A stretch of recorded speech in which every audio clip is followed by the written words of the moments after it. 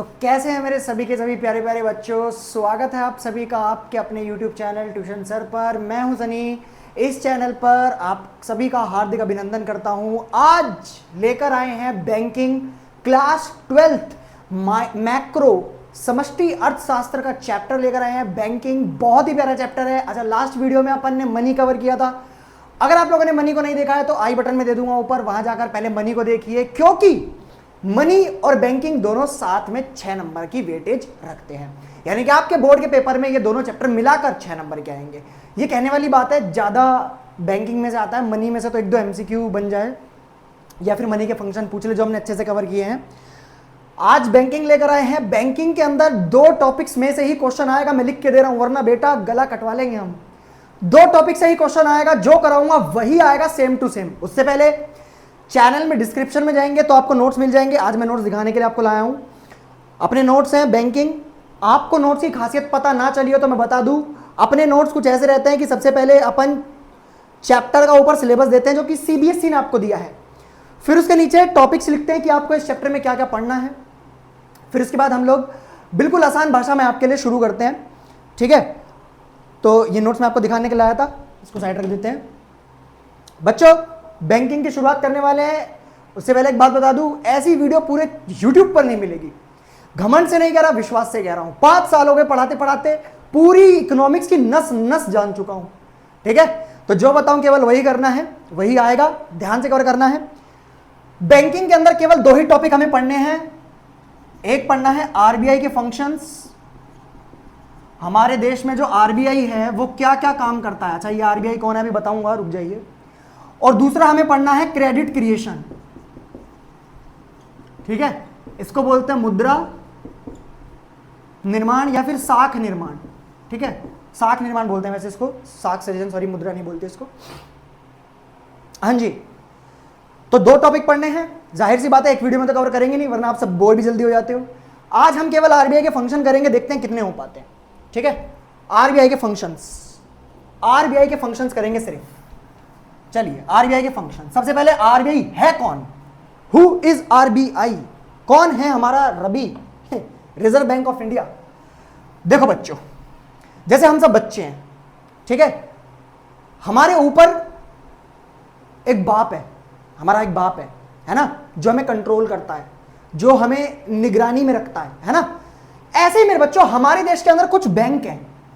For example HDFC, ICICI, Punjab national bank, union, Kotak, जितने भी हमारे देश में बैंक काम कर रहे हैं, उन सभी का एक बाप है, इन सभी का एक हेड है, और उस हेड को हम कहते हैं RBI।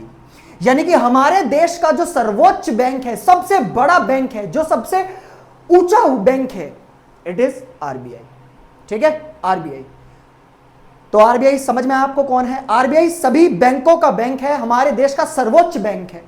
सभी बैंकों में सबसे बड़ा बैंक RBI है, हमारे देश का बैंक है।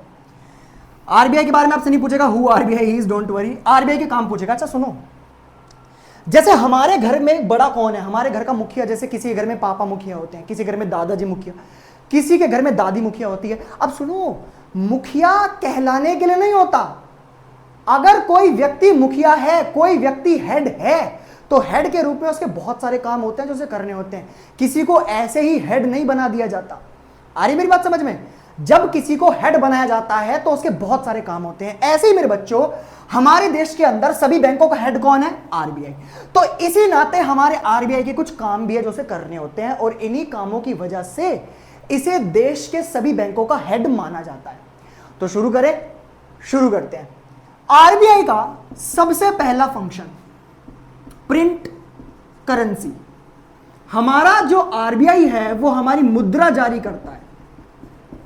मेरे बच्चों, आप लोगों को अगर मनी वाली क्लास थोड़ी बहुत याद हो, अगर आपने उसके नोट्स डाउनलोड करके रिवाइज किए हो, तो मेरे बच्चों मैंने आपको बताया था हमारे देश के अंदर जितने भी नोट हैं, पेपर वाली करेंसी, जितने भी हमारे नोट हैं, उन सभी को प्रिंट करने का जिम्मा किसका है बेटा? RBI का।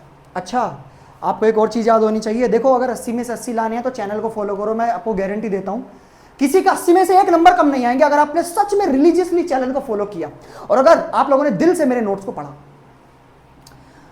आरबीआई सारे के सारे नोट छापता है, बट 1 रुपए का नोट नहीं छापता। 1 रुपए का नोट कौन छापता है? मैंने आपको मनी में बताया था, फाइनेंस मिनिस्ट्री, वित्त मंत्रालय।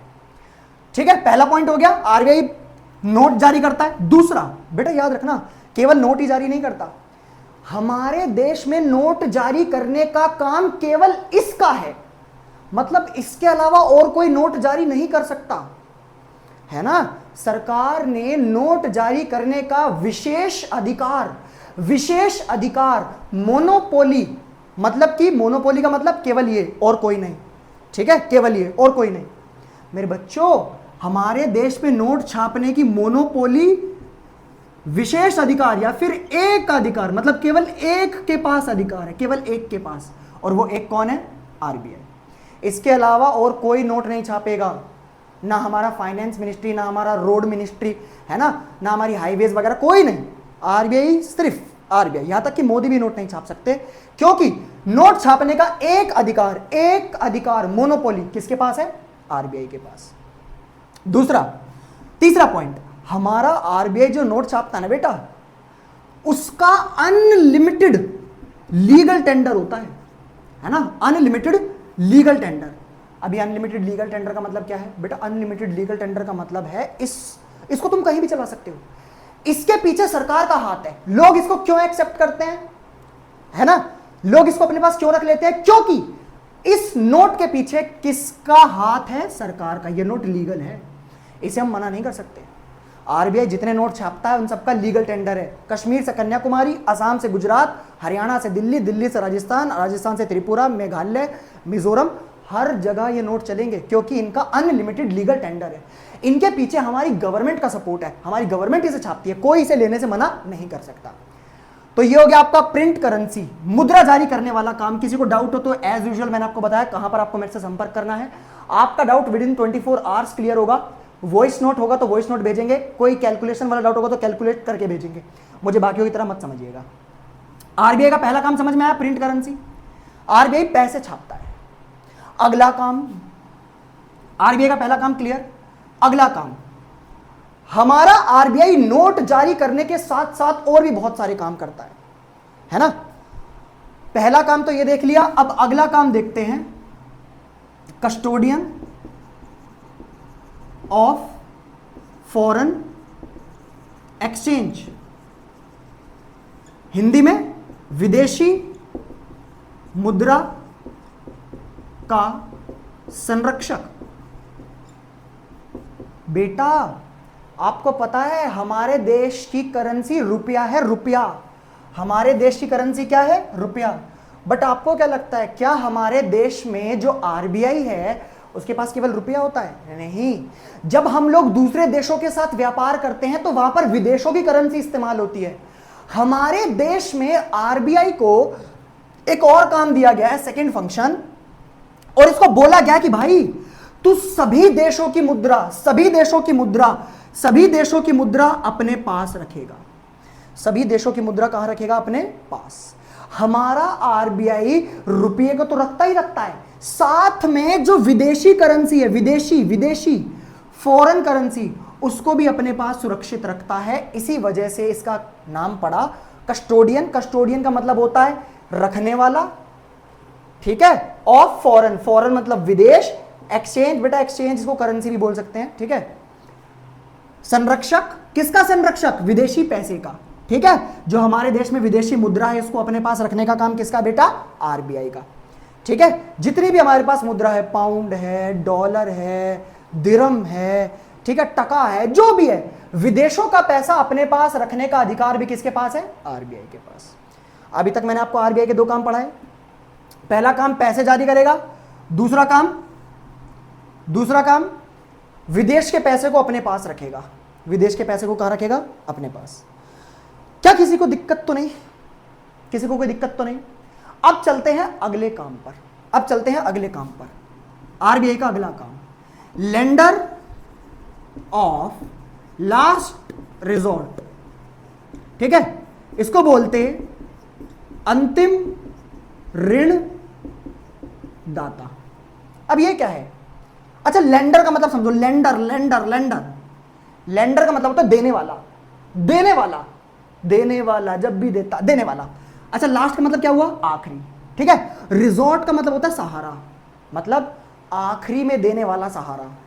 अब समझो, मान लीजिए आपको पैसे चाहिए, आपको कुछ पैसों की जरूरत है, आपने अपने दोस्त से मांगे, आपको नहीं मिले, आपने अपनी महिला मित्र से मांगे या पुरुष मित्र से, गर्लफ्रेंड और बॉयफ्रेंड से मांगे, आपको नहीं मिले, आपने और 2-3 जगह लिंक लगाए, लेकिन सभी ने मुंह मोड़ लिया, क्योंकि बेटा आज का जमाना वो है, पैसे से ही दोस्ती है, पैसे से ही दुश्मनी है, पैसे से ही रिश्तेदारी है, और पैसे से ही आपकी पूछ होगी हर जगह, है ना?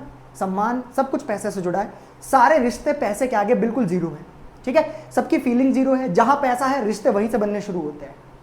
हाँ जी, तो आपने सबसे मांगा, आपको पैसा नहीं मिला। अब आखिरी में आपका सहारा कौन है? आखिरी में आपका सहारा है आपके पापा या आपकी मम्मी। समझे? यानी कि जब आपको कहीं से पैसा नहीं मिला, आपने आखिरी में पैसा किससे मांगा, और आखिरी में आपको पैसा कौन देगा? आखिरी में आपको मम्मी या पापा पैसे देंगे।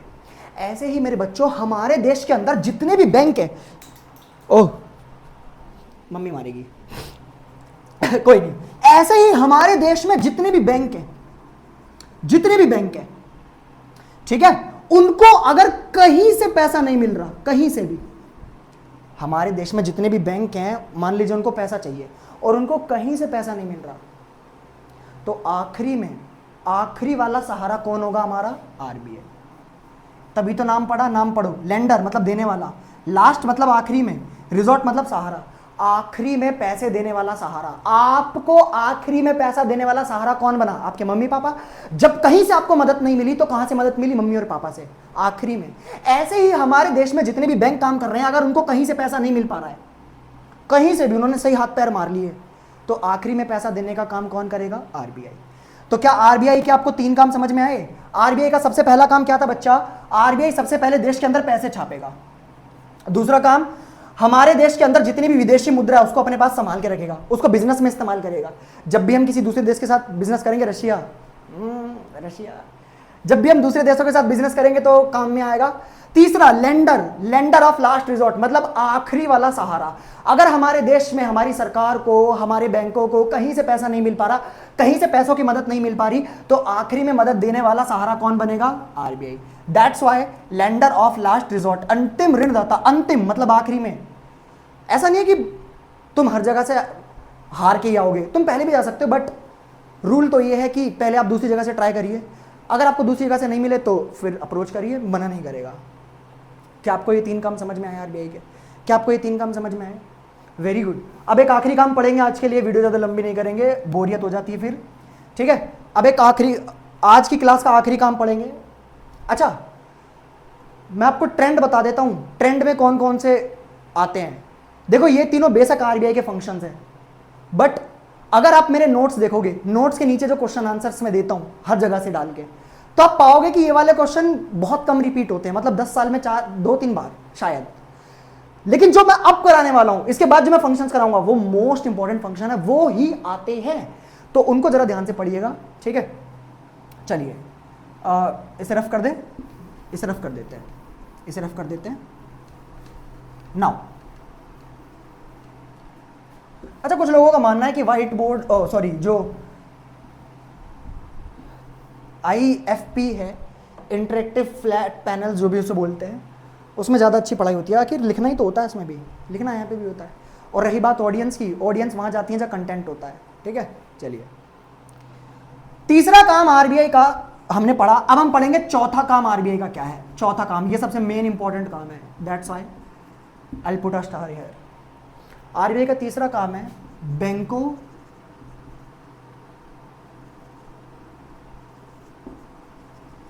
हिंदी में से बोलते हैं बैंकों का बैंक। समझने की कोशिश करिए, बैंकों का बैंक, बैंकर ऑफ बैंक, ठीक है, या फिर बैंकर्स बैंक, या फिर जो भी है, बैंकर ऑफ बैंक जो भी है, बैंकर्स बैंक या फिर बैंकर ऑफ बैंक। समझिए, मैंने आपको क्लास शुरू होने से पहले क्या बताया? मैंने आपको बताया कि आरबीआई हमारे देश में जितने भी बैंक हैं उन सबका गॉडफादर है। बेटा, हमारे देश में जितने भी बैंक काम कर रहे हैं, जितने भी बैंक हैं, SBI, HDFC, ICICI, Muthoot, Kotak, पता नहीं क्या क्या कौन कौन से बैंक काम कर रहे हैं, उन सबके ऊपर जो है वो कौन है, RBI है ना। यानी कि हमारा RBI बैंकों का भी बैंक है। कहते हैं ना अब हम तुम्हारे बाप के भी बाप हैं, ऐसे ही हमारा RBI सभी बैंकों का बाप है, यानी कि बैंकों का बैंक, बैंकर्स बैंक। अब इस नाते ये क्या करता है, इस नाते ये 3 काम करता है। कितने काम करता है, 3। समझिएगा। पहला काम, बैंकों का बैंक होने के नाते, सुनिए बेटा, आपके पापा क्यों हैं, किसी वजह से। नंबर 1, आपको पाला है उन्होंने, आपको पैदा किया है, ठीक है। आपकी माँ क्यों, आपको पैदा किया है, आपका ख्याल रखती है, आपका काम करती है, ठीक है, शिक्षा दे रही है, इसलिए वो आपकी माँ है। हमारा RBI बैंकों का बैंक क्यों है, क्योंकि नंबर 1, वो सभी बैंकों की डिपॉजिट को एक्सेप्ट करता है, ठीक है, जमा स्वीकार करता है। अभी मैं समझाऊंगा अच्छे से, चिंता मत करिए। दूसरा, वो सभी बैंकों को सुपरवाइज करता है, ठीक है, पर्यवेक्षक। तीसरा, वो सभी बैंकों को लोन प्रोवाइड करता है। समझिए, अब ये तीनों काम समझिए। अगर आपसे कभी पूछा जाए कि हमारे RBI जो है वो सभी बैंकों के बैंक है, क्यों, आप बताना क्योंकि वो 3 काम करता है। वो 3 काम करता है। बेटा, ब्रह्मा जी को विश्वकर्मा क्यों कहा जाता है, क्योंकि उन्हें सृष्टि की रचना की है। विश्वकर्मा, सृष्टि की रचना की है उन्होंने, सृष्टि की रचना की है, और जितने भी कार्यकलाप होते हैं वो सब उन्हीं के उनसे हो रहे हैं, इसलिए दे आर विश्वकर्मा। ऐसे ही हमारा RBI बैंकों का बैंक क्यों है, इसे क्यों बोला जाए बैंकों का बैंक, क्योंकि ये 3 काम करता है, ठीक है। सबसे पहला काम इसको, अच्छा सबसे पहले वाले को लास्ट में पढ़ेंगे। सबसे पहला तो लोन देना, नीचे से शुरू करते हैं। हमारे देश में किसी भी बैंक को, HDFC, union bank of Baroda, Punjab national, Kotak, ICICI, किसी भी बैंक को अगर लोन चाहिए तो किससे मांग सकते हैं, RBI से। फोन करेंगे, हेलो पापा, वो लोन की तो आपको पता है आगे, है ना, लोन। दूसरा, सुपरवाइज। अच्छा, सुपरवाइज समझिएगा बेटा, हमारे देश में सभी के सभी बैंक रूल्स, नियम, परंपरा, अनुशासन, इन सबको फॉलो कर रहे हैं या नहीं। मतलब कि हमारे देश की सीमाओं में जितने भी बैंक काम कर रहे हैं, क्या वो सभी के सभी कानूनी रूप से काम कर रहे हैं, क्या वो सभी के सभी RBI के बनाए हुए रूल्स को फॉलो कर रहे हैं, उनको तोड़ तो नहीं रहे, क्या वो किसी कस्टमर के साथ फ्रॉड तो नहीं कर रहे। ये सब देखना, ये सब सुपरवाइज करना भी किसका काम है, RBI। मतलब हमारा RBI देश के अंदर जितने भी बैंक चल रहे हैं उन सब पे निगरानी रखता है। ओह, ये बैंक रूल फॉलो कर रहा है कि नहीं, ओह ये बैंक कस्टमर्स के साथ घाटा तो नहीं कर रहा, अरे वो परंपरा फॉलो कर रहा है कि नहीं, अरे ये प्रतिष्ठा से चल रहा है कि नहीं। और अगर कोई बैंक गलत काम करता हुआ पाया गया, रूल तोड़ता हुआ पाया गया, तो उसके ऊपर कार्यवाही की जाएगी,